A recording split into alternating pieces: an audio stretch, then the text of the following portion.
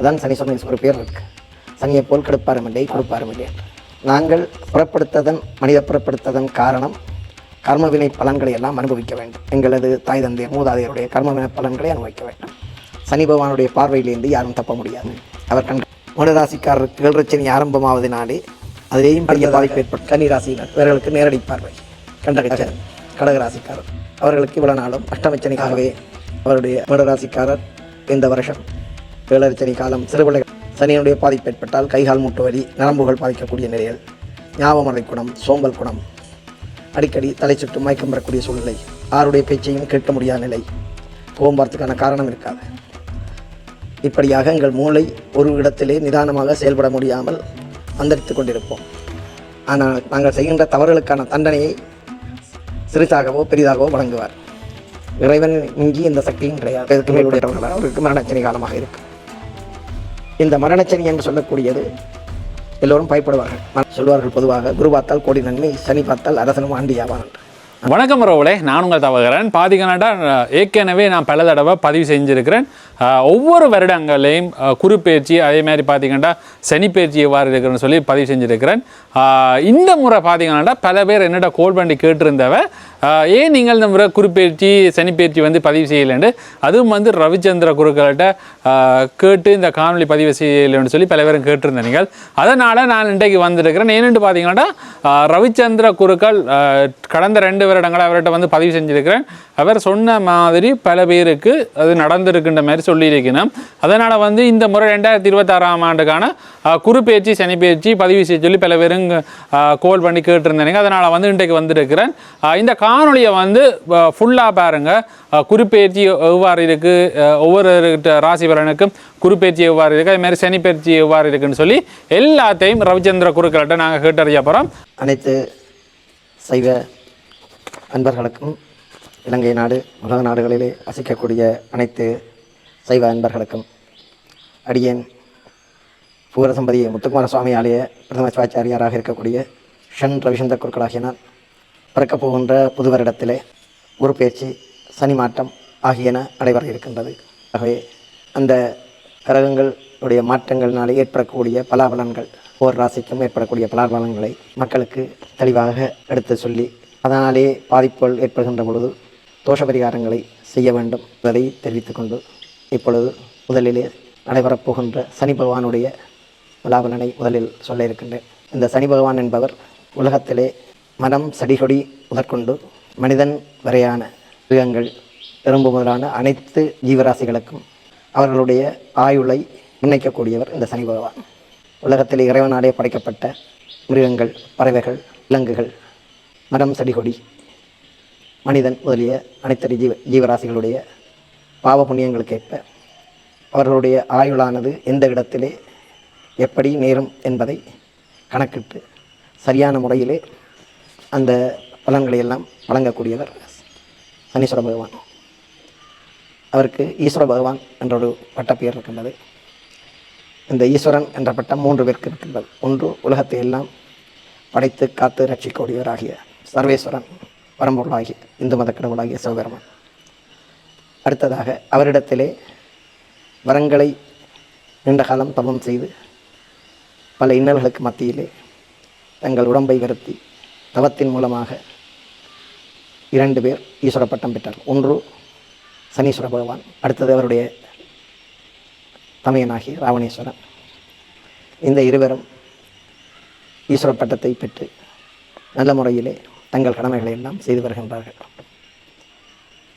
இந்த சனி பகவானுக்கு இயற்கையாகவே 2 கண்களும் கட்டப்பட்டிருக்கின்றது. அவருடைய கூட பிறந்த தமையன் யம தர்மராஜன், அவருக்கும் கண்ண கட்டப்பட்டிருக்கின்றது. வடமொழியிலே இவர்கள் இருவருக்கும் சனீஸ்வரனுக்கும் யம தர்மராஜனுக்கும் ஒரு பெயர் இருக்கு. அந்தகன் என்றால் பார்வையற்றவன், குருடன் என்ற அர்த்தம். இவர்கள் நேரடியாக இவர்களால் மனிதரை பார்க்க முடியாது. ஆனால் தங்களுடைய ஞானக்கண் மூலமாக அனைத்து ஜீவராசிகளையும் அவராலே பார்க்கக்கூடிய தன்மையை இறைவன் அவர்களுக்கு கொடுத்திருக்கின்றார். இந்த சனி பகவான் என்ன செய்வார் என்றால், நாங்கள் பூலோகத்திலே வசிக்கின்ற பொழுது எந்த தவறும் தெரிஞ்சு தெரியாமல் செய்வோம், எங்களை ஒருத்தரும் பார்க்கவில்லை தானே என்று. ஆனால் சனி பகவானுடைய பார்வையிலிருந்து யாரும் தப்ப முடியாது. அவர் கண்காணித்து ஏதோ ஒரு விதத்தில் எங்களை கண்காணித்து கொண்டிருப்பார். அவருடைய பார்வை நாங்கள் செய்கின்ற தவறிலே இருந்து கொண்டிருக்கும். அந்த தவறை செய்ய தூண்டுபவரும் அவர்தான். என்ன காரணம் என்றால், நாங்கள் மனித புறப்படுத்ததன் காரணம் கர்மவினை பலன்களை எல்லாம் அனுபவிக்க வேண்டும். எங்களது தாய் தந்தையர் மூதாதையருடைய கர்மவினை பலன்களை அனுபவிக்க வேண்டும். அதுக்கு அதிபதி சனீஸ்வர பகவான், கர்மவினை காரகன் என்று சொல்வார்கள். அப்படிப்பட்ட சனீஸ்வர பகவான் எங்களுக்கு பாவங்களை செய்வதற்கு தூண்டுகோலாக இருப்பார். அப்படி இருந்து நாங்கள் பாவங்களை செய்து கொண்டு வருகின்ற பொழுது ஒரு குறிப்பிட்ட அளவுக்கு மேலே நாங்கள் அந்த பாவத்தை செய்கின்ற பொழுது அந்த சனீஸ்வர பகவான் எங்களுக்கு தண்டனைகளை வழங்கி அதிலே இருந்து எங்களை திருந்தச் செய்து நல்வழிப்படுத்தி எங்கள் மூலமாக சமுதாயத்தை ஒரு சமுதாயத்தை உருவாக்கக்கூடிய சூழ்நிலையை உருவாக்குவார். அதான் சனீஸ்வரன் ஒரு பேர் இருக்கு. சனியை போல் கெடுப்பாரும் இல்லை கொடுப்பாரும் இல்லை என்று. சனி பகவான் நல்ல கிரகம், தீவர் கிடையாது. நீதி, நேர்மை, சத்தியம் இவற்றுக்கெல்லாம் அதிபதி சனீஸ்வர பகவான். இவர்கள் எந்த ஜீவராசியாவது இதில் இருந்து தவறுகின்ற பட்சத்திலே அதற்கான தண்டனைகளை நரகலோகத்திலே அனுபவிக்க வேண்டும். இது நியதி. இந்த அவருடைய கூட பிறந்த சகோதரர் யமதர்மராஜன் இவர் என்ன செய்வார் என்றால், பூமியில் ஒருவருடைய விதி ஆயுள் முடியக்குள்ள அவர்களுக்கு உண்டான தண்டனையை கொடுத்து தன்னுடைய தமையனிடத்திலே அனுப்பிவிடுவார். அங்கே யோமத்திலே இந்த ஆன்மா போனதும் அங்கே சித்ரகுப்த நாயனார் மூலமாக இவர்கள் செய்கின்ற பாவ புண்ணியங்கள் எல்லாம் வாசிக்கப்பட்டு அதற்கேற்ப இறைவனிடத்திலே சிவலோகத்திலேயோ அல்லது நரகலோகத்திலேயோ அந்த ஆன்மாக்களை அந்த யமகிங்கரர் கொண்டு சென்று விட்டு அந்த பாவங்களுக்கான தண்டனைகளை அனுபவித்து பின்பு பிதர்லோகத்திலே மோட்சமடைய வைப்பார். இதுதான் நியதி. இதை யாரும் மாற்ற முடியாது. அப்படிப்பட்டவர் இவரிடம் மாசி மாதம் இப்போ நடந்து கொண்டிருக்கிற இடம் தான் விசுவாச வருடம். இப்போ தற்பொழுது நடந்தவங்களுக்கெல்லாம் புது வருஷம் சித்திரை மாதம் சூரிய பகவான் மீனராசிக்கு வருகின்றதான் புது வருடம். இப்பொழுது சித்திரை மாதம் வரையும் சென்ற சித்திரை வருடத்திலிருந்து இப்பொழுது வரையான சித்திரை மாதம் வரையும் பங்குனி மாதம் மார்ச் மாதம் வரையும் நடக்கின்றது பழைய வருஷம். இதிலே இந்த பழைய வருஷத்திலே தான் சனி பகவான் மாறுகின்றார். எப்போ என்றால் 6/3/2026 இலங்கை வாக்கிய பஞ்சாங்கத்தின்படி அவர் தன்னுடைய ஆட்சி வீடாகிய கும்பராசியிலிருந்து இடம்பெயர்ந்து தன்னுடைய நண்பன், தனக்கு சரிசமனாக இருக்கக்கூடிய நண்பனின் வீடாகிய குருவனுடைய வீடு மீனராசி, அவருக்கு பிடித்த வீடு, நட்பு வீடு, அப்படியான வீட்டுக்கு முற்பகல் 1:51 மீனராசிக்கு கும்பராசியிலிருந்து செல்ல இருக்கின்றார். அப்படி செல்லக்கூடியவர் அங்கே மீனராசியிலே 2.5 வருடங்கள் இருப்பார். இடையிலே இந்த கிரகங்கள் குரு, சனி பகவான் இவர்களுக்கு அந்த வக்ரகதி அதிசாரம் என்றெல்லாம் ஏற்படும். இந்த கோள்கள் வானத்திலே சுற்றி வருகின்ற பொழுது, பூமியை சுற்றி வருகின்ற பொழுது, சூரியன் முதற்கொண்டு அனைத்து கோள்களும் சுற்றி வருகின்ற பொழுது அவர்களோட சைட்டாக தான் சுற்றி வருகிறார்கள். அப்படி சுற்றி வருகின்ற பொழுது அவர்களுடைய பாதையை விட்டு வருகின்ற வேகத்தை பொறுத்து அடுத்த பாதையிலே இறங்கி விடுவார்கள் அல்லது மேலே தங்களுக்கு மேலே உள்ள பாதைக்கு மாறிவிடுவார்கள். இதை சொல்வது அதிசாரம் அல்லது வக்ரகதி என்று சொல்வார்கள். அப்படி மாறுகின்ற பொழுது அதிலே பலாபலன்கள் மாறுபடும். அது நட்பு கிரகமாகிய பாதையாக இருந்தால் நல்ல பலாபலன்களும், பாவக்கிரகங்களுடைய பாதையாக இருந்தால் தீய பலாபலன்களையும் கொடுப்பார்கள். இப்பொழுது சனீஸ்வர பகவான் மீனராசிக்குள்ளே மாசி மாதம் 12ஆம் நாள் 26/5/2020 6/3/2026 6/3/2026 சனி பகவான் இங்கே மீனராசியிலே வர இருக்கின்றார். வந்து அங்கிருந்து தன்னுடைய 3 குரு பகவானுக்கும் சனி பகவானுக்கும் தங்களுடைய பார்வைகளிலே விஷேட பார்வை என்று சொல்லி இருக்கின்றது. 9 கிரகங்களுக்கும் பொதுவான பார்வை இந்த 7ஆம் பார்வை, நேரடியாக பார்க்க, தாங்கள் இருக்கிற இடத்திலிருந்து நேரடியாக பார்ப்பது. அதை விட குரு பகவான், சனீஸ்வர பகவான், ராககேது இவர்களுக்கெல்லாம் விஷேட பார்வைகள் இருக்கின்றது. அதாவது அரைப்பார்வை, முழுப்பார்வை, காப்பார்வை என்று இருக்கின்றது. இந்த நேரடி பார்வையை விட அதிலே இந்த சனீஸ்வர பகவானுக்கு தான் இருக்கிற இடத்திலேருந்து கடற்கண்ணால் பார்க்கக்கூடியது 3ஆம் இடம் காற்பார்வை, நேரடியாக பார்ப்பது முழுப்பார்வை, 10ஆம் பார்வை அரைப்பார்வை, ஓரளவு தெரியக்கூடியதாக இருக்கும். ஆகவே மீனராசியிலே இருக்கக்கூடிய சனி பகவான் அங்கே இருந்து தன்னுடைய 3ஆம் பார்வையாக இந்த வருடம் 2.5 வருடங்களுக்கு அவர் ஒரு ராசியிலிருந்து அடுத்த ராசிக்கு பயிற்சியாவதற்கு 2.5 வருடங்கள் செல்லும். ஏனென்றால் அவருடைய கால் நொண்டி அங்கீனமானவர். அவர் இந்த 12 ராசியையும் சுற்றி வர 30 வருஷம் செல்லும். 2 30 வருஷம் செல்லும். காலை இழுத்து தான் நடப்பார். ஆனபடியாலே இந்த சனீஸ்வர பகவான் 2.5 வருடங்களுக்கு இடவராசியையும், நேரடி பார்வையினாலே கன்னிராசியையும், 10ஆம் பார்வையினாலே குருவனுடைய அடுத்த நட்பு வீடாகிய தனுர் ராசியையும் பார்க்க போகின்றார். ஆகவே இந்த சனி பகவான் பொதுவாகவே கஷ்ட பலன்களை கொடுத்தாலும் நண்பனுடைய வீட்டிலே சென்றிருக்கின்ற பொழுது எப்பொழுதும் தீமை செய்ய மாட்டார்.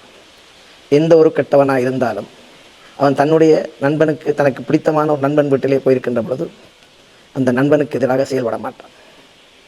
நண்பனுக்கு நல்ல பெயர் வாரமாய்த்தான் சாதாரணமாக நடந்து கொள்வார். அதைப்போல் தான் கிரகங்கள். ஆகவே இந்த வருஷம் இவர்கள் பார்க்கின்ற இடம், சொல்வார்கள் பொதுவாக குரு பார்த்தால் கோடி நன்மை, சனி பார்த்தால் அரசனும் ஆண்டியாவார் என்று. ஆனால் இந்த வருஷம் அப்படி கிடையாது. ஏனென்றால் அவருடைய பார்வைகள் விழுகின்ற இடம் நட்பு வீடு. ஒன்று சுக்கிரனுடைய வீடு ரிஷபராசி, அடுத்தது புதனுடைய வீடு கன்னிராசி, அடுத்தது குருவனுடைய மற்ற வீடு தனுர் ராசி. இந்த 3ஐயும் பார்க்கின்றார். ஆகவே இந்த வருடம் மக்களாகிய நீங்கள் இந்த சனி மாற்றத்தை பற்றி பெரிதாக பயப்படுகின்ற அளவுக்கு எதுவும் நடக்காது. இருந்தாலும் தன்னுடைய கடமைகளை அவர் சிறிய அளவிலே செய்யத்தான் செய்வார். சின்ன சின்ன பாதிப்புகள் ஏற்பட்டு விலகும். அப்படி ஏற்படுகின்ற பொழுது நாங்கள் அவருக்குரிய தோஷ பரிகாரங்களை முறையாக ஒரு குருவிடம் கேட்டறிந்து அதை நல்ல முறையிலே செய்து வந்தால் அந்த பாதிப்பும் குறைவாக இருக்கும். ஆகவே இப்பொழுது சனி பகவான் அந்த ராசியிலே இருந்து 3, 7, 10ஆம் பார்வையாக ரிஷபராசி, கன்னிராசி, தனுர் ராசியை பார்த்து கொண்டிருக்கல இந்த ராசியினரிலே பிறந்தவர்கள் நல்ல பலன்களை எல்லாம் பெறக்கூடிய சூழ்நிலை உருவாகும். அதே நேரம் குரு பகவானும் இந்த 26/5/2026 இப்பொழுது மிதனராசியில் இருக்கக்கூடிய குரு பகவான் தன்னுடைய உச்ச வீடாகிய, தனக்கு பிடிச்ச உச்ச வீடாகிய சந்திரனுடைய வீட்டுக்கு வரப்போகின்றார், கடகராசிக்கு. அங்கே இருந்து 9ஆம் பார்வையாக தன்னுடைய மீனராசியை பார்க்க போகின்றார். அத்துடன் மீனராசியிலே சனி பகவான் இருக்கிறார், தன்னுடைய நண்பர் அங்கே இருக்கின்றார், அவரையும் பார்க்க போகிறார் 1 வருஷத்துக்கு. ஆகவே குரு பார்த்தால் கோடி நன்மை நான் சொன்னேன். அதே மாதிரி குருவுடைய பார்வை தன்னுடைய ராசியில் விழுகின்ற பொழுது இந்த சனி பகவானுடைய பார்வை செயலிழந்து போகக்கூடிய சூழ்நிலை வரும் 1 வருஷத்துக்கு. ஆகவே சனி பகவானாலேயே இந்த பாதிப்பும் நிச்சயமாக ஏற்படாது. நாங்கள் செய்த புண்ணியம் இந்த வருஷம் எங்களுக்கு சனி பகவானாலே, ஆயுள் காரகனாலே எங்களுக்கு எந்த பாதிப்பும் ஏற்படாமல் எங்கள் ஆயுள் எல்லாம் நல்ல முறையிலே இருக்கக்கூடிய சூழ்நிலை உருவாகும். அடுத்ததாக முதலிலே மேடராசியினர், இவர்களுக்கு இப்பொழுது சனி பகவான் ஏழரைச்சனியாக வருகின்றார். மேடராசிக்காரருக்கு இப்பொழுது ஏழரைச்சனி ஆரம்பிக்க போகிறது. ஒரு வயது காலங்களுக்கு தக்க அந்த ஏழரைச்சனி காலம் மாறப்படும். சிறு வயதாக இருந்தால் அவர்களுக்கு மங்கு சனி காலமாக இருக்கும். நடுத்தர வயதினராக இருந்தால் அவர்களுக்கு பொங்கு சனி காலமாக இருக்கும். வயதானவர்களானால் 60 வயதுக்கு மேற்பட்டவர்களால் அவர்களுக்கு மரணச்சனி காலமாக இருக்கும். இந்த மரணச்சனி என்று சொல்லக்கூடியது எல்லோரும் பயப்படுவார்கள். மரணச்சனியிலே சனி பகவான் மரணத்தை கொடுப்பார்கள். அப்படி அல்ல காரணம். மரணச்சனியிலே மரணத்துக்கு ஒப்பான நோய் துன்பங்களைத்தான் கொடுப்பாரே ஒழிய மரணத்தை ஒரு நாளும் சனி பகவான் கொடுக்க மாட்டார். இடையிலே எங்களுக்கு கண்டங்கள் தத்துகள் ஏற்படுகின்ற பொழுது அந்த மரணம் உண்டாகுமே தவிர, அதுகள் இந்த இளர்ச்சனி அஷ்டமச்சனி இதுகள் நடக்க அப்படி கண்டங்கள் தத்துகள் இல்லை என்றால் எங்களுக்கு மரணச்சனி காலத்தில் எந்த பாதிப்பும் ஏற்படாது. இது சத்தியமான உண்மை. ஆகவே எங்கள் மரணச்சனியை கண்டு பயப்பட தேவையில்லை. இறைவன் மிஞ்சி இந்த சக்தியும் கிடையாது. உங்களுடைய குலதெய்வ வழிபாடு, சனி தோஷம் இருப்பவர்கள் ஏழரைச்சனி, அஷ்டமச்சனி, அர்த்தாஷ்டமச்சனி, கண்டகச்சனி, இந்த நாளும் தான் சனி பகவானுடைய பாதிப்பு ஏற்படக்கூடிய காலங்கள். கண்டகச்சனி என்பது சனியுடைய நேரடி பார்வை. அர்த்தாஷ்டமச்சனி என்பது ஆயுள்ளே அரவாசியிடம் 4ஆம் இடத்திலே, எங்களோட ராசிக்கு 4ஆம் இடத்திலே சனி பகவான் வரக்கூடியது. அடுத்தது 8ஆம் இடம், ஆயுளுக்குள்ள இடம் 8ஆம் இடம், ஆயுட்சானாதியவர். அடுத்தது எங்களுக்கு ஜென்மச்சனி, எங்களுடைய ராசியிலே இருக்கக்கூடியவர். இப்படி பாதச்சனி, சிரசுச்சனி ஆக அவர் எங்களுடைய வாழ்க்கையிலே மாறி மாறி வந்து கொண்டிருப்பார். அப்படி வந்து கொண்டிருக்கின்ற பொழுது சென்ற வருடத்திலே நீங்கள் எல்லாம் நம்ப மாட்டீங்கள், நான் என்னுடைய அனுபவத்திலே நிறைய இதை பார்த்திருக்கின்றேன். சிலதை நாங்கள் சொல்லக்கூடாது. என்னாலே கூட தாங்கிக் கொள்ள முடியாமல் இருந்தது. சென்ற வருடம் நடைபெற்ற வருடத்திலே எத்தனையோ ஜீவன்கள் எல்லாம் இந்த கண்டகச்சனி, சனியினுடைய நேரடி பார்வை அவருடைய எதிரியினுடைய வீட்டிலே, தந்தையாரோட வீடு சிம்மராசியிலே நேரடியாக விழுந்து கொண்டிருந்தது 2 வருஷம். எதிரியினுடைய வீட்டிலே ஒரு பார்வை விடுகின்ற பொழுது அவர் எக்காரணம் கொண்டும் நன்மை செய்ய மாட்டார்.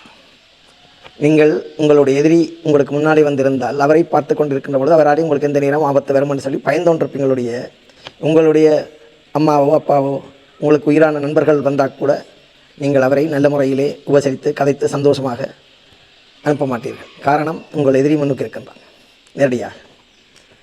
அதாலே உங்களோட மனம் பயந்து கொண்டிருக்கும், எப்பொழுது எங்களுக்கு ஆபத்தை தருவார் என்று. அதே மாதிரி தான் சிம்மராசியிலே பிறந்தவர்களுக்கு சென்ற வருஷத்திலே இந்த 6/3/2026 வரை நேரடி பார்வை, கும்பராசியிலிருந்து நேரடி பார்வை என்றால் சூரியனுடைய பிள்ளை தான் யமன், சனீஸ்வரன், யமதர்மராஜன் எல்லாம், யமுனை நதி இவர்கள் எல்லாம் சூரியனாலே வறுத்தொதுக்கப்பட்ட பிள்ளைகள். அதனாலே தான் இவர்கள் போய் சிவனிடத்திலே தபம் செய்து தாங்கள் சிவருக்கு சனிசமனான வரங்களை எல்லாம் வாங்கினார்கள். ஆகவே இந்த சனி பகவான் நன்மையும் செய்வார், தீமையும் செய்வார். ஆனால் இந்த ஜீவராசியையும் அழிக்க மாட்டார், அது திண்ணம். ஆனால் நாங்கள் செய்கின்ற தவறுகளுக்கான தண்டனையை சிறிதாகவோ பெரிதாகவோ வழங்குவார்.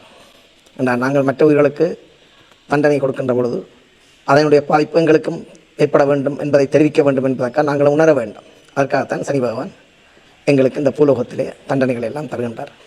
அப்படிப்பட்டவர் சனீஸ்வர பகவான். இவர் எங்களோட வாழ்க்கையிலே ஆயுள், மாரகம் இதுக்கெல்லாம் அதிபதி. மாரகம்ன்றது கண்டம், இடையில் ஏற்படக்கூடிய தோஷங்கள், கண்ட தோஷம் என்று சொல்வார்கள். அதுக்கெல்லாம் நோய் துன்பத்துக்கு அதிபதி எல்லாம் வர்றார். சனியினுடைய பாதிப்பு ஏற்பட்டால் கைகால் மூட்டு வலி, நரம்புகள் பாதிக்கக்கூடிய நிலைகள், ஞாபகமறை குணம், சோம்பல் குணம், அடிக்கடி தலை சுற்று மயக்கம் பெறக்கூடிய சூழ்நிலை, ஆருடைய பேச்சையும் கேட்க முடியாத நிலை, கோபம் வரத்துக்கான காரணம் இருக்காது. இப்படியாக எங்கள் மூளை ஒரு இடத்திலே நிதானமாக செயல்பட முடியாமல் அந்தரித்து கொண்டிருப்போம். அந்த நேரத்தில் எங்களுக்கு ஆறு என்ன சொன்னாலும் எங்களோட மூளையில் ஈடுபடாது. இந்த பலன் அப்படி வேலை செய்யும். இவ்வளோ காலம் அதான் நடந்தது.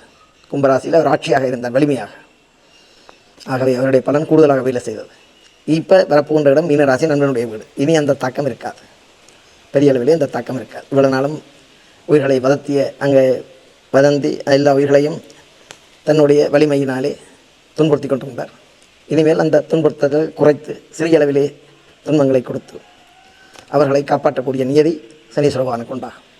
ஆகவே நீங்கள் எல்லோரும் 6/3/2026 ஏற்படக்கூடிய சனி தோஷத்திலே இருந்து விடுபட்டு 2.5 வருஷங்கள் விடுபட்டு நல்ல முறையிலே நீங்கள் உங்களுடைய வாழ்க்கையை அமைத்து கொள்ள வேண்டும்.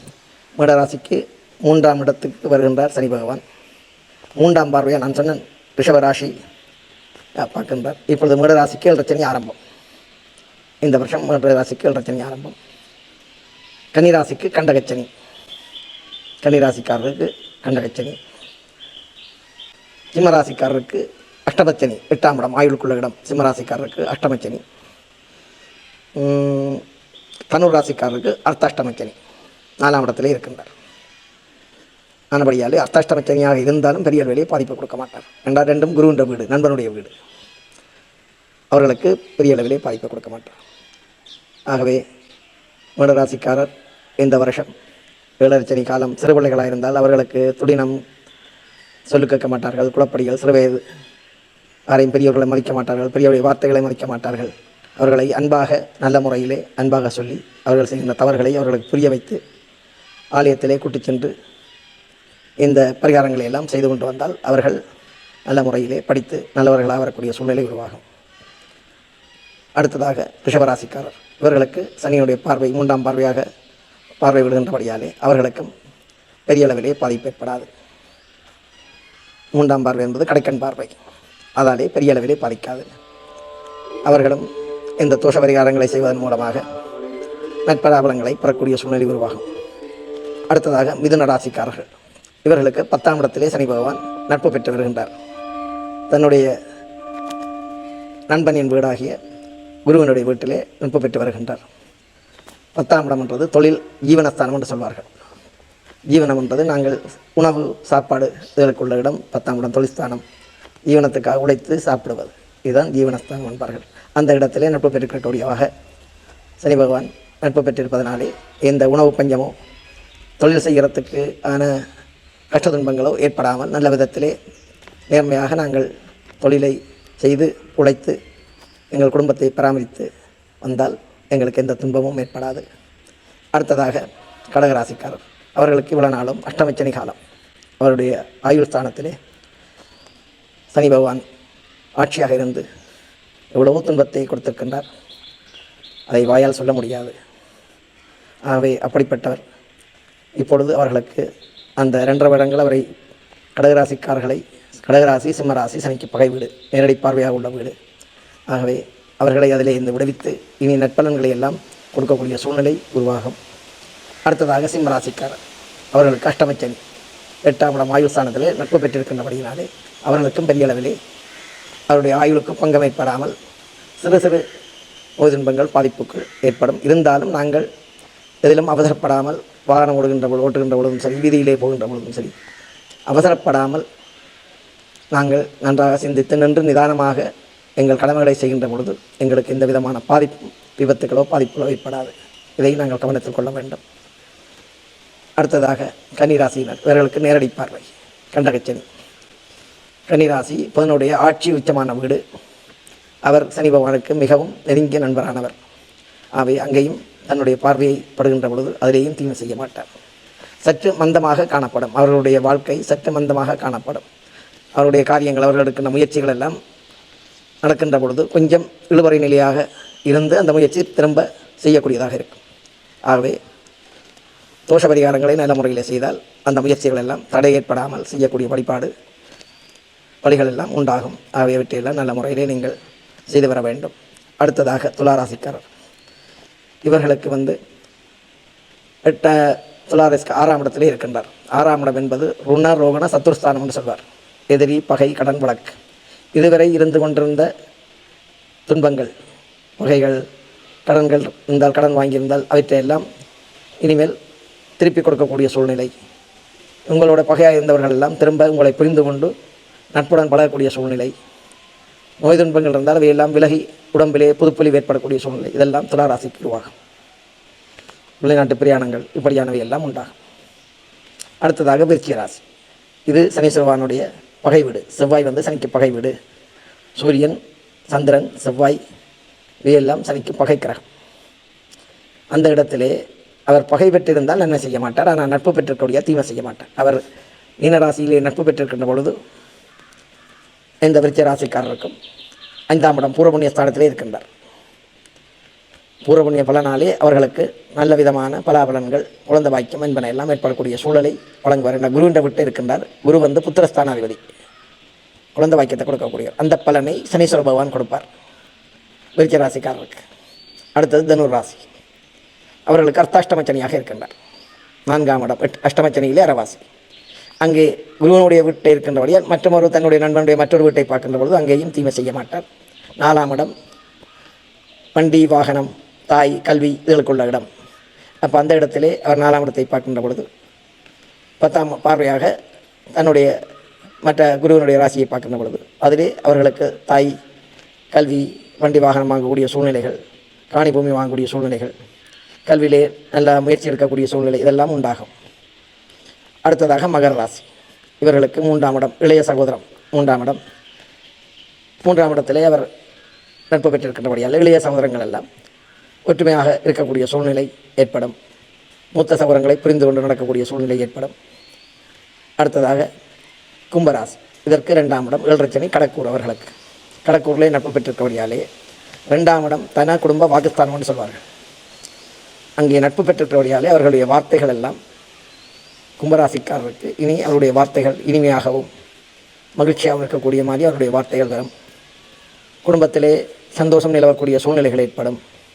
அவர்கள் வாழ்க்கையிலே அவர்கள் பேசக்கூடிய வார்த்தையிலே முன்னேற்றங்கள் ஏற்படும். இப்படியான சூழ்நிலைகள் எல்லாம் கும்பராசிக்காரருக்கு ஏற்படும். அடுத்ததாக மீனராசி. அவர்களுக்கு ஜென்மச்சனியாக இருப்பதனாலே ஜென்மச்சனியாக இருந்தாலும் அவர் அங்கே நட்பு பெற்று நண்பனுடைய வீட்டில் இருக்கின்ற பொழுது காரணம் ஒன்றும் தீமை செய்ய மாட்டார். பொதுவாகவே ஜென்மச்சனி என்றால் அவர்களை போட்டு அவர் பெரிய பாடுபடுத்துவார். ஜென்மச்சனி காலம், 8ஆம் இடம் ஆயுள் ஸ்தானம், 4ஆம் இடம் கண்டகச்சனி காலம், இதிலெல்லாம் துன்பங்களை பகை வீடாக இருந்து பகை வீட்டை அவர் பார்வை விளங்கக்கூடிய இடமாக இருந்தால், அதாவது அந்த அவருடைய பார்வை விழுகின்ற இடங்கள் பகை வீடாக இருந்தால் பாதிப்புகள் அதிக அளவிலே உண்டாகும். இது அவருடைய இடம் நல்ல இடத்திலே நட்பு பெற்று இருக்கின்றபடியினாலே, நட்பு வீடுகளை பார்ப்பதினாலே அவர் ஜென்மச்சனியாக இருந்தாலும் எந்தவித தீமையும் செய்ய மாட்டார். இது உண்மை. ஆகவே நீங்கள் எல்லோரும் ஒவ்வொரு சனிக்கிழமையும் இந்த சனி தோஷம் உள்ளவர்கள் சனிக்கிழமையிலே காலையிலே எழுந்து ஸ்நானம் செய்து நீங்கள் சுத்தமான துவைத்திலிருந்து ஆடை அணிந்து வீட்டிலேயே சமைத்து ஒரு வாசலோ 2 வாசலோ 3 வாசலோ சமைத்து எடுத்துக்கொண்டு ஒரு கறியும் சோறு என்றாலும் அதை மற்றவர்கள் விரும்பி சாப்பிடக்கூடிய மாதிரி இருக்க வேணும். அந்த சாப்பாட்டை சாப்பிட்டுட்டு உங்களை ஆசீர்வாதம் செய்கிற மாதிரி இருக்க வேணும். எப்படிப்பட்டவர்களுக்கு கொடுக்க வேணும் என்றால் அங்கவீனர்களுக்கு, கண் பார்வையற்றவர்கள், கைகால் வழங்காதவர்கள், இப்படியான ஆட்களுக்கு சனிக்கிழமையிலே அந்த உணவை கொண்டு வந்து கொடுத்து கருப்புழுப்பு வாங்கி கொடுக்கலாம். கொடுத்து அவருடைய ஆசையை பெற்று பின்பு பெருமாள் கோயில் சென்று கைகால் முகம் அலம்பி பெருமாள் கோயிலுக்கு செல்கின்ற பொழுது ஞாபகமாக நீங்கள் நான் சொல்கின்ற பொருட்களை எடுத்து செல்ல வேண்டும். 16 அல்லது 21 அருகம்புல், 4 மண் சுட்டி விளக்கு, காப்போத்தல் நல்லெண்ணெய், காப்போத்தல் நெய், 21 வெத்திலை, மாலை கட்டுவதற்கான கும்ப நூல் பந்து, துளசி இலை கொஞ்சம், அருகம்புல் வெற்றியெல்லாம், திரிநூல், ஒரு 1/4 மீட்டர் கொட்டன் துணி, கருப்பு துணி வெட்டி வாங்கி செல்ல வேண்டும். கோயிலுக்குள்ளே பெருமாள் கோயிலே சென்று கால்கை இளம்பி முதலிலே விநாயகர் பெருமாளுக்கு முன்னே சென்று சுட்டியிலே நல்லெண்ணெய் விட்டு பஞ்சுத்திரி போட்டு விளக்கேற்றி 16 அருகம்புல் அல்ல 21 அருகம்புல் கொடுத்து உங்கள் பேர்களை சொல்லி விநாயகரிடத்தில் அர்ச்சனை செய்ய வேண்டும். அடுத்ததாக பெருமாளுக்கு விஷ்ணுவுக்கு நெய் விளக்கு போட்டு துளசி இலையால் அர்ச்சனை செய்ய வேண்டும். அதன் பின்பு பெருமாளை வீதி வலம் வந்து ஆஞ்சநேயரிடத்திலே உட்கார்ந்திருந்து மனதுக்குள்ளே ஸ்ரீராமஜெயம் ஸ்ரீராமஜெயம் என்று 21 தரம் சொல்லி அந்த 21 வெத்தலையை நூலினாலே மாலையாக கட்டி அதை கோயில் குறுக்கலையாவிடத்திலே கொடுத்து ஆஞ்சநேயர் கணிவித்து நெய் தீபம் ஏற்றி துளசி இலை கொடுத்து அர்ச்சனை செய்து ஆஞ்சநேயரை வலம் வந்து வணங்க வேண்டும். இறுதியாக சனீஸ்வர பகவானுக்கு முன்னாலே சென்று நல்லெண்ணெய் விட்டு நீங்கள் வாங்கி கொண்டு போன இந்த கொட்டன் துணி, கருப்பு துணி, அதிலே ஒரு சிறிய துண்டை கிழித்து திரி போட்டு விளக்கேற்றி 9 தரம் அந்த கோயிலை நமக்கிற தேவர்களை வலம் வந்து வணங்கி சனி பகவானுடைய கவசம் வெற்றியெல்லாம் படிக்கலாம். படித்து சனீஸ்வரனுக்கு முன்னாலே அந்த நல்லெண்ணெய் தீபத்தை வைத்து மிகுதி நல்லெண்ணெயை அங்கே குறுக்கலையாவிடத்திலே கொடுத்து சனீஸ்வரனுக்கு பூசை சொல்லி 9 குடம் நீர் வார்ப்பிக்க வேண்டும். அதன் பின்பு அந்த நீங்கள் கொண்டு போன கருப்பு துணி அதை கொடுத்து சனீஸ்வர பகவானுக்கு அணிவித்து துளசியிலே கொடுத்து அர்ச்சனை செய்ய வேண்டும். இதை செய்வித்த பிறகு இங்காலே பெருமாள் கோயிலே வாசலிலே வந்திருந்து பெருமாளுக்கு 5 நிமிடம் கண்ணை மூடி அவருக்கு நன்றி செலுத்தி வணங்கிவிட்டு அங்கே கோயிலிலே சில இடங்களிலே எள்ளுச்சாதம் கொடுப்பார்கள். அப்படி இல்லை என்றால் நீங்கள் வீட்டிலே சமைத்த உணவு வீட்டுக்கு வந்து அந்த சமைத்த உணவை ஒரு இலையிலே வைத்து காகத்துக்கு வைத்து காகம் சாப்பிடுவதை வணங்கி கைகால் முகம் கழுவிட்டு நீங்கள் உணவருந்த வேண்டும். இரவிலே கடைகளிலே விற்கக்கூடிய சாப்பாடுகள் வாங்கி சாப்பிடக்கூடாது. அவர்கள் துப்புரவில்லாமல் செய்வார்கள்.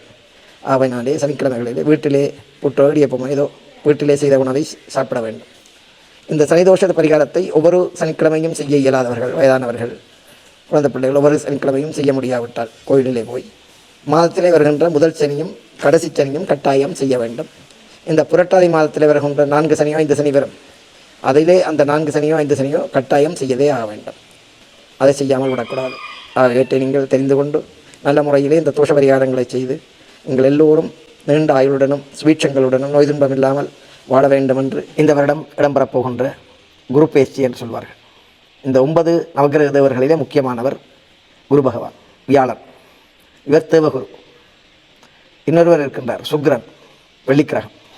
அவர் அசுரகுரு. அவர் அசுரர்களுக்கு குரு, இவர் தேவர்களுக்கு குரு. இதுதான் வித்தியாசம். தேவர்கள் ஆலோசனை கேட்கின்ற பொழுது அவர்களுக்கு குருவாக இருக்கக்கூடியவர் வியாழ பகவான். அசுரர்களுக்கு குருவாக இருந்த ஆலோசனை சொல்லக்கூடியவர் சுக்கிர பகவான். சுக்கிர பகவானுக்கு ஒரு தன்மை இருக்கின்றது. அசுரகுரு இறந்த உயிர்களை உயிர்ப்பிக்கக்கூடிய தன்மை அவருக்கு இருக்கின்றது. இந்த தேவகுருவானவர் அவர் ஒரு ராசியிலே இருந்து அடுத்த ராசிக்கு பேர்ச்சியாகின்ற பொழுது 1 வருட காலத்தை எடுப்பார். ஒரு ராசியிலிருந்து அடுத்த ராசிக்கு மாறுகின்ற பொழுது 1 வருட காலம் அவருக்கு பிடிக்கும். சனீஸ்வர பகவான் 2.5 வருஷம் எடுப்பார். ஏனைய கிரகங்கள் மாதம் 1 மாதம் 1.5 மாதத்திலே அவர்கள் மாறுவார்கள். சந்திரன் மட்டும் 2.25 நாளைக்கு இருக்கா அவர் ஒரு ராசியிலிருந்து அடுத்த ராசிக்கு பயிற்சி ஆவார். இந்த ராகு கேது கிரகங்கள் 1.5 வருஷத்துக்கு ஒருக்காக அவர்கள் மாறுவார்கள். ராகுவும் கேதுவும் ஒரு ராசியிலிருந்து அடுத்த ராசிக்கு மாறுறதுக்கு 1.5 வருஷங்கள் பிடிக்கும். 1 வருடம் 6 மாதம்.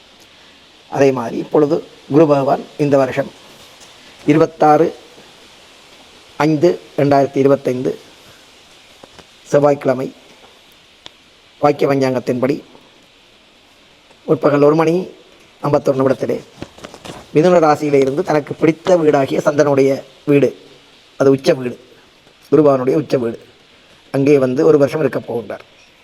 இந்த உச்ச வீடுன்றது பொதுவாக எங்களுக்கு நாங்கள் ஒரு வேலையை செய்கின்ற பொழுது எங்களுக்கு சாதாரணமாக ஒரு சந்தோஷம், மகிழ்ச்சி ஏற்படும். அந்த வேலை எங்களுக்கு பிடித்து விட்டால் இன்னும் சற்று அதிகமான மகிழ்ச்சி ஏற்படும். அதிலே நாங்கள் எங்களை மறந்து செயல்படுகின்ற பொழுது இன்னும் சற்று அதிகமாக அந்த சந்தோஷம் உண்டாகும். அளவு கடந்த மகிழ்ச்சி என்று சொல்வார்கள், அளவு கடந்த சந்தோஷம், அதுதான் உச்ச வீடு. அளவுக்கு அதிகமான சந்தோஷம் ஏற்படக்கூடிய இடம்தான் உச்ச வீடு என்று சொல்வார்கள். அப்படியான இடத்திலே குரு பகவான் வருகின்றார். அளவு கடந்த சந்தோஷத்தை ஏற்படுத்தக்கூடிய சந்திரனுடைய வீட்டுக்கு வருகின்றார். வந்து அங்கே இருந்து இவருக்கும் 3 பார்வைகள் இருக்கின்றது. நேரடி பார்வை, கடைக்கண் பார்வை, அரை பார்வை, இப்படி 3 விதமான பார்வைகள் இருக்கின்றன. இந்த முறை கடகராசியிலே இருந்து தன்னுடைய சனி பகவான் நண்பனுடைய வீடு, இது குரு பகவானுக்கு நீச வீடு. நீச வீடுன்றது கிரகங்கள் வலிமை குறைந்து இருக்கக்கூடிய இடம். அப்படியான இடத்தை நேரடியாக பார்க்கின்றார். பார்க்கின்ற குரு பார்த்தால் கோடி நன்மை, நான் சொன்னேன். அதே மாதிரி மகர் ராசி நேரடியாக பார்க்கின்றார். அவர்களுக்கெல்லாம் நேரடியான பார்வையினாலே நல்ல பலாபலன்கள் உண்டாகும். நோய் துன்பங்கள் அப்படியாவது இருந்தால், ஏதாவது பகைவர்களாலே துன்பங்கள் இருந்தால் அவையெல்லாம் மறைந்து, தொழில் முயற்சிகளிலே கஷ்ட துன்பங்கள் ஏற்பட்டிருந்தால் அவைகளெல்லாம் விலகி நல்ல பலாபலன்கள் உண்டாகும். குருவுடைய நேரடி பார்வை இருக்கின்றபடியினாலே மகர் ராசியினருக்கு. அடுத்ததாக அவருடைய 5ஆம் பார்வையால் இங்கே விருச்சிக ராசியை பார்க்கின்றார். விருச்சிக ராசியை பார்க்கின்ற பொழுது செவ்வாயினுடைய வீடு, குரு பகவானுக்கு பகை வீடு. சனி பகவானுக்கும் குருபவனுக்கும் செவ்வாயினுடைய விருச்சிக ராசி பகை வீடு, மீன ராசியும் பகை வீடு. இருந்தாலும் அவருடைய பார்வை அங்கே விழுகின்றபடியினாலே அங்கே விருச்சிக ராசியினருக்கும் நற்பலாபலன்கள் நடைபெறக்கூடிய சூழ்நிலை உருவாகும்.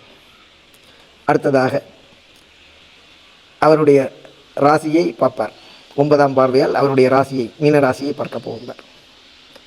ஆகவதினாலே அவருடைய பலாபலன் இன்னும் கூடுதலாக காணப்படும். இந்த உச்ச வீட்டிலே இருந்து தன்னுடைய வீட்டை பார்க்கின்ற பொழுது அந்த மீன ராசியினருக்கு கூடுதலான பலாபலன்கள், நட்பலாபலன்கள் நடைபெறும்.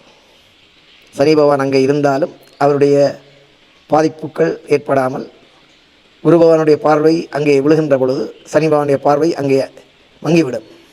ஆகவே அவருடைய உச்ச பார்வையினாலே அவர்களுக்கெல்லாம் நல்ல பலாபலன்கள் நடைபெறும்.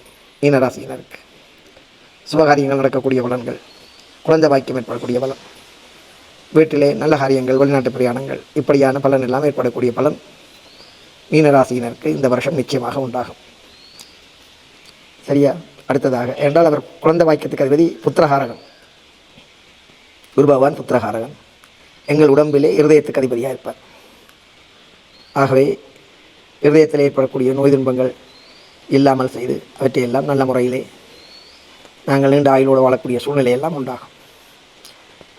இவருடைய பார்வையினாலே ஏனைய ராசிகளை பார்க்கின்ற பொழுது அவர் இந்த 3 ராசியினரும், அதாவது விருச்சிக ராசியினர், இங்கே மீன ராசி, பார்க்கக்கூடிய மகர ராசி, இந்த 3 ராசியினருக்கும் நற்பலாபலன்கள் நடைபெறக்கூடிய சூழ்நிலை உண்டாகும்.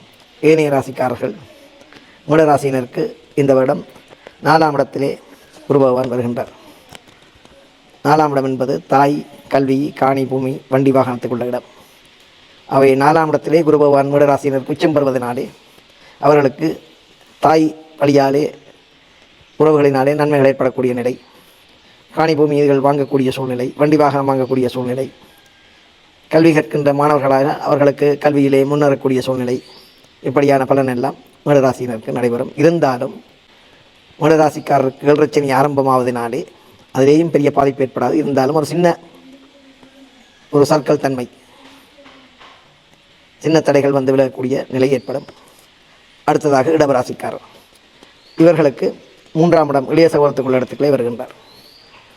அங்கே உச்சம் வருவதனாலே இளைய சகோதரங்களோடு அவர்களுடைய ஒத்துழைப்புகள், அவர்களினாலே நல்ல பலாபலன்கள் ஏற்படக்கூடிய பலன் எல்லாம் ரிஷபராசிக்காரருக்கு உண்டாகும். அடுத்தது மிதுன ராசிக்காரர், இவர்களுக்கு 2ஆம் இடம் தன குடும்ப வாக்குஸ்தானம் என்று சொல்வார்கள். அதிலே உச்சம் வருகின்றபடியினாலே இவர்களுக்கு குடும்பத்திலே பணவரவு, குடும்பத்திலே ஒற்றுமை, சந்தோஷம் ஏற்படக்கூடிய நிலைகள், குடும்பத்திலே அவர்கள் பேசக்கூடிய வார்த்தைகள் எல்லாம் நல்ல வார்த்தைகளாக அமைந்து அதனாலே குடும்பத்திலே சந்தோஷங்கள் ஏற்படக்கூடிய சூழ்நிலையெல்லாம் இன்னொரு ராசிக்காரருக்கு உருவாகும். அடுத்ததாக கடகராசிக்காரர். இது அவருக்கு பிடித்த இடம், அவருடைய உச்ச வீடு. ஆனால் உயிர் ஸ்தானம் ஜென்மச்சனி, ஜென்ம குருவாக வருகின்றார். வந்தால் அப்படி வருகின்ற பொழுது அவர்களுக்கும் நல்ல பலாபலனை கொடுப்பார். இருந்தாலும் சிறு சிறு கஷ்ட துன்பங்கள், நோய் துன்பங்கள், வைத்திய செலவுகள் ஏற்பட்டு விழக்கூடிய பலன் எல்லாம் அவர்களுக்கும் வந்து விழக்கூடிய சூழ்நிலை உருவாகும். பெரிய அளவிலே நிச்சயமாக பாதிப்பை கொடுக்க மாட்டார். அடுத்ததாக சிம்மராசியினர். அவர்களுக்கு 12ஆம் இடம். 12ஆம் இடம் என்றது விரயஸ்தானம் என்று சொல்வார்கள். சுபகாரியங்களுக்காக செலவு செய்யக்கூடிய இடம். அப்படி வருகின்ற பொழுது அவர்கள் நற்காரியங்களுக்காக குடும்பத்தில் ஏற்படக்கூடிய சுபகாரியங்களுக்கு அவருடைய பொருள்கள், சொத்துகள், பணங்கள் எல்லாம் செலவழிக்கக்கூடிய சூழ்நிலை உருவாகும். சந்தோஷமாக அந்த பொருள்களை எல்லாம் நல்ல முறையில் பயன்படுத்தக்கூடிய சூழ்நிலை உருவாகும். அடுத்ததாக கன்னிராசியினர். இவர்களுக்கு 11ஆம் இடமாகிய லாபஸ்தானத்துக்கு வருகின்றார். 11ஆம் இடம் என்பது மூத்த சகோதரத்தை குறிக்கக்கூடிய இடம். அடுத்தது தொழிலிலே லாபத்தை கொடுக்கக்கூடிய இடம். இந்த இடத்திலே அவர் உச்சம் பெற்றிருப்பதனாலே மூத்த சகோதரத்தின் மூலமாக அவருடைய ஆதரவுகள், நல்ல ஒத்துழைப்புகள் ஏற்படக்கூடிய பலன், தொழிலிலே லாபம் ஏற்படக்கூடிய நிலை, இவையெல்லாம் கன்னிராசியினருக்கு இடம்பெறும். அடுத்ததாக துளாராசியினர். இவர்களுக்கு தொழில்ஸ்தானம், ஜீவனஸ்தானம், அதாவது உணவு, தொழில், இவைகளிலே நல்ல அபிவிருத்தி ஏற்பட்டு குடும்பத்திலே பஞ்சம், உணவுக்கு பஞ்சம் ஏற்படாமல் நல்ல விதத்திலே குடும்பத்திலே எல்லோரும் சந்தோஷமாக வாழக்கூடிய சூழ்நிலை, தொழிலிலே முன்னேற்றங்கள், இப்படியான பலன் எல்லாம் துளாராசிக்காரருக்கு உருவாகும். அடுத்ததாக விருச்சிக ராசியினர். இவர்களுக்கு பாக்கியஸ்தானமாகிய 9ஆம் இடம். அடுத்தது தந்தைக்குள்ள இடம் 9ஆம் இடம். அவர்களுக்கும் நல்ல பலன்கள். தந்தையாருடைய உடல் ஆரோக்கியம் நல்லாக இருக்கும். தந்தையாருடைய ஒற்றுமை, பாசங்கள் எல்லாம் பிள்ளைகளுக்கு ஏற்படும். குடும்பத்திலே தந்தையார் மூலமாக சொத்துக்கள் கிடைக்கக்கூடிய சூழ்நிலை இதெல்லாம் ஏற்படும். அடுத்ததாக தனுராசியினர். இவர்களுக்கு 8ஆம் இடமாக ஆயுள் ஸ்தானம். ஆயுள் ஸ்தானத்தை குரு தன்னுடைய மற்ற வீட்டை அவர் நேரடியாக பார்ப்பதனாலே அந்த ஆயுளும் அவர்களுக்கு ஆயுள் மூலமாக எந்த பங்கங்களும் ஏற்படாமல், விபத்துக்கள் அதுகளெல்லாம் ஏற்படாமல் அதிலே இருந்து விடுபட்டு உடம்பு ஆரோக்கியமாக இருக்கக்கூடிய சூழ்நிலை இதெல்லாம் உண்டாகும் தனுராசியினருக்கு. அடுத்தது மகர ராசியினர். இவர்களுக்கு நேரடி பார்வையினாலே மகர ராசியினருடைய இடம் குருவுடைய நீச வீடு, இருந்தாலும் வாழ்க்கைக்குள்ள இடம், களத்திரஸ்தானம் என்று சொல்வார்கள். மகர ராசியினருக்கு இந்த வருடம் குருமாற்றத்துக்கு பின்பு நல்ல வாழ்க்கை அமையக்கூடிய சூழ்நிலை, இதுவரை வாழ்க்கை அமையாமல் இருந்தவர்களுக்கு வாழ்க்கை அமையக்கூடிய சூழ்நிலை இதெல்லாம் உண்டாகும். அடுத்தது கும்பராசியினர். இவர்களுக்கு 6ஆம் இடம். 6ஆம் இடம் எதிரி, பகை, கடன், வழக்கு, இப்படியான துன்பங்கள் இருந்து கொண்டிருந்தால் அவையெல்லாம் நீங்க பெற்று அவர்களுக்கும் நட்பலாபலன்கள் உண்டாகும். இதுவரை உங்களை எதிரியாக பாவித்தவர்கள், உங்களுடன் விரோதம் கொண்டவர்கள் எல்லாம் தங்களுடைய தவறுகளை உணர்ந்து உங்களிடத்திலே நல்ல முறையாக நண்பர்களாக புழங்கக்கூடிய சூழ்நிலை இதெல்லாம் உண்டாகும். அடுத்தது மீனராசியினர். இவர்களுக்கு பூர்வ புண்ணியம், புத்திரஸ்தானம் என்று சொல்வார்கள், 5ஆம் இடம். இந்த தன்னுடைய இடத்தை அவர் பார்ப்பதினாலே பூர்வ புண்ணியத்தினாலே குழந்தை பாக்கியம், இதுவரை குழந்தை பாக்கியம் ஏற்படாமல் இருந்தவர்களுக்கு குழந்தை பாக்கியம், பூர்வ புண்ணிய தாய் தந்தையர் வளையத்தில் அவர்கள் செய்த பூர்வ புண்ணியத்தின் பயனாக குழந்தை பாக்கியம் ஏற்பட்டு அவர்கள் வீட்டிலே குழந்தை சந்ததி பாக்கியம் உண்டாகி அவர்கள் சந்தோஷமாக இருக்கக்கூடிய சூழ்நிலை அந்த கிடைக்கக்கூடிய குழந்தை மூலமாக ஏற்படும். ஏனென்றால் புத்திர பாக்கியத்துக்கு அதிபதி குரு பகவான் மட்டுமல்ல, அவருக்கு அதிதேவதையாக திருச்செந்தூர் முருகன் இருக்கின்றார். குழந்தை பாக்கியத்தை தரக்கூடியவர் முருகப்பெருமானந்தான், குரு மட்டுமல்ல முருகப்பெருமானந்தான். அதான் கந்தேஷ்டி விதத்திலே சொல்வார்கள், சஷ்டியிலே இருந்தால் அகப்பையிலே வரும் என்று. அதை சிலர் தவறாக நினைப்பார்கள். ஏனென்றால் நாங்கள் சட்டியிலே கறி இருந்தால் அகப்பையில் இருக்க வரும் என்பார்கள். அப்படி அல்ல அர்த்தம். சஷ்டி விரதம் நாங்கள் நல்ல முறையிலே நோட்டால் கந்தேஷ்டி விரதம், மற்றது மாதத்தில் வருகின்ற சஷ்டி விரதத்தை முருகனுக்கு அந்த விரதத்தை நல்ல முறையிலே முருகனிடத்திலே சென்று பயபக்தியுடன் நம்பிக்கையுடன் அந்த விரதத்தை அனுஷ்டித்தால் அடுத்த கந்தேஷ்டி விரதத்துக்கிடையிலே எங்களுக்கு அகப்பை, இங்கே கர்ப்பப்பையிலே குழந்தை பாக்கியம் உருவாகும். இதுதான் உண்மை. சஷ்டியிலே இருந்தால் அகப்பையிலே வரும் என்றார்கள். ஆனபடியினாலே இந்த சஷ்டி விரதம் என்பது குரு பகவானுக்கும் உரியது. ஆகவே மாதம் மாதம் கலண்டர்களை போட்டிருப்பார்கள் சஷ்டி விரதம், வளர்மலை சஷ்டி விரதம். அதை நாங்கள் முருகன் ஆலயத்திலே சென்று அந்த சஷ்டி விரதத்தை அனுஷ்டித்தால் நிச்சயமாக எங்களுக்கு இந்த குழந்தை பாக்கியத்துக்கான பலாபலன்கள் உண்டாகும் என்பதை தெரிவித்து எல்லோரும் இந்த குரு தோஷம் உடையவர்கள், அதாவது பெரிய அளவிலே இந்த முறை குருவனுடைய பாதிப்பு ஏற்படாவிட்டாலும் 4ஆம் இடம், 3ஆம் இடம், 1ஆம் இடம், 10ஆம் இடம், 8ஆம் இடம், 6ஆம் இடம் இப்படியான இடத்திலே உள்ளவர்கள் இந்த ராசி, அதாவது மேடராசிக்காரர், ரிஷபராசிக்காரர், கடகராசிக்காரர், துளாராசிக்காரர், தனுராசிக்காரர், கும்பராசிக்காரர் இவர்கள் வியாழக்கிழமையிலே மாதத்திலே வரக்கூடிய 2 வியாழன், மாதத்தில் தொடக்கத்திலே வருகின்ற வியாழன், முடிவிலே வருகின்ற 2 வியாழக்கிழமைகளிலே விரதம் அனுஷ்டித்து சிவன் கோவில் சென்று அங்கே நவக்கிரகத்திலே உள்ள வியாழ பகவானுக்கு புதன்கிழமை இரவு தூங்குகின்ற பொழுது ஒரு கிணத்திலே தண்ணீர் எடுத்து மஞ்சள் தூள் போட்டு அதில் 21 கடலை ஊறப்போட வேண்டும். வியாழக்கிழமை காலையில் எழுந்து அந்த 21 கடலை மாலையாக கோர்த்து அதை நவக்கிரகத்திலே உள்ள வியாழனுக்கு அந்த கடலை மாலையை அணிவிக்க வேண்டும். அணிவித்து 21 பூக்கள் கொடுத்து, மஞ்சள் பூ அல்லது முல்லைப்பூ கொடுத்து கடலை மாலையும் போட்டு கொடுத்து நெய் விளக்கு போட்டு அர்ச்சனை செய்ய வேண்டும். அதன் பின்பு அந்த நவக்கிரகத்திலே உள்ள வியாழ பகவானுக்கு அதிதேவதையாக இருக்கக்கூடியவர் சிவன் கோயிலில் இருக்கக்கூடிய தெற்கு பக்கமாக இருக்கின்றார். தட்சிணாமூர்த்தி குருமூர்த்தமாக இருக்கின்றார். ஒரு காலுக்கு மேலே காலத்துக்கு போட்டு குருவாக இருப்பார். சனகாதி முனிவர்களுக்கு வேதங்களை புரிய வச்ச, வேதத்தின் தன்மையை புரிய வைத்தவர், அதுக்குள்ள அர்த்தத்தை புரிய வைத்தவர். ஆனபடியினாலே அவருக்கும் நெய் விளக்கு போட்டு மஞ்சள் பூ கொடுத்து அர்ச்சனை செய்ய வேண்டும், மஞ்சள் பட்டு கொடுத்து அர்ச்சனை செய்ய வேண்டும். இவர்களுக்கெல்லாம் குருவுக்கே குருவாக இருக்கக்கூடியவர் முருகப்பெருமான். அவர் சுவாமிநாதன் என்று சொல்வார்கள். சிவனுக்கே பிரணவ பொருளை உபதேசம் செய்தவர். சிவனுடைய மடியிலே இருந்து அவருடைய காதிலே பிரணவனுடைய பொருளை சிவனுக்கு குருவாக இருந்து உபதேசித்தவர். ஆகவே முருகப்பெருமானுக்கும் மஞ்சள் பூ கொடுத்து மஞ்சள் பட்டு சாத்தி நெய் விளக்கு போட்டு அர்ச்சனை செய்து வர வேண்டும். முடிந்தால் வியாழக்கிழமைகளிலே முருகனுக்கு ஒவ்வொரு கிழமையும் விபூதி, சந்தனம், பஞ்சாமிர்தம், பால், இளநீர், தயிர் ஒவ்வொரு பொருட்களால் கொடுத்து அபிஷேகம் செய்விக்கலாம். அதே மாதிரி தட்சிணாமூர்த்திக்கும் பால் வெட்டை வாங்கி கொடுத்து அபிஷேகம் செய்து மாதத்திலே ஒரு வியாழக்கிழமை நீங்கள் புதன்கிழமை சென்று கடலை கொஞ்சம் வாங்கி கொடுக்க வேண்டும். கோயில் குறுக்களை யாவடத்திலே கொடுத்து அதை அவித்து வைக்க சொல்லிட்டு வந்தால் வியாழக்கிழமை நீங்கள் கோயிலுக்கு போகின்ற பொழுது தட்சிணாமூர்த்திக்கு அந்த கடலையை நிவேதனம் செய்து என்பதை வாங்கி அங்கே நிற்பவர்களுக்கும் கொடுத்து பசுமாட்டுக்கும் வைத்து நீங்களும் உணவருந்தி வர வேண்டும்.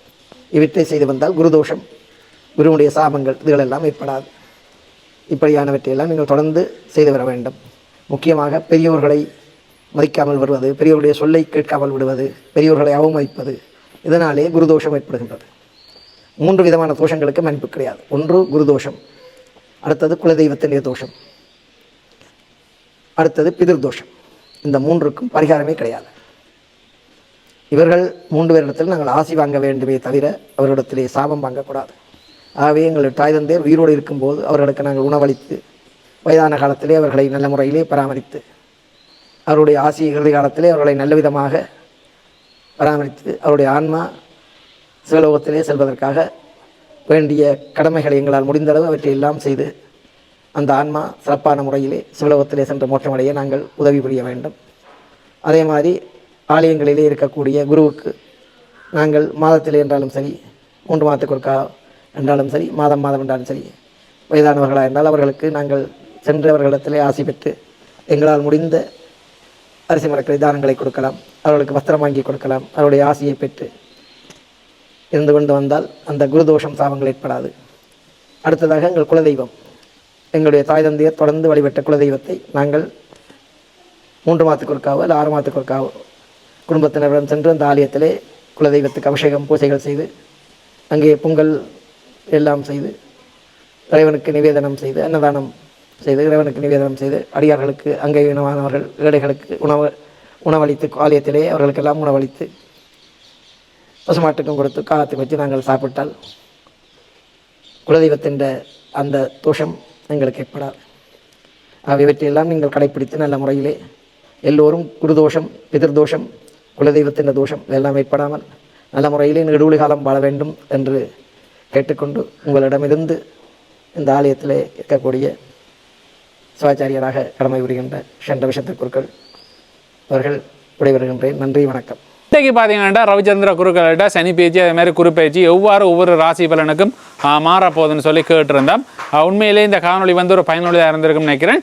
பல பேரும் யாராவது ஒரு பிரசித்தி பெற்ற ஒரு குருக்கள்கிட்ட போய் கேட்கணும்னு யோசிப்பீங்க. எல்லாருக்காக வந்து இந்த காணொளி வந்து பதிவு செஞ்சுக்கிறேன். உங்களோட குடும்ப உறுப்பினர்கள் அதே மாதிரி நண்பர்கள் எல்லாருக்கும் இந்த காணொளி வந்து ஷேர் பண்ணி விடுங்க. எல்லோரும் வந்து பயனடையட்டும். அதே மாதிரி எல்லாரும் சேஃபாக இருங்க, அவ்வளோதான் சொல்லிக்கொள்வேன். ஓகே, அடுத்த ஒரு காணொளியில் உங்களை நான் சந்திக்கிறேன். நன்றி.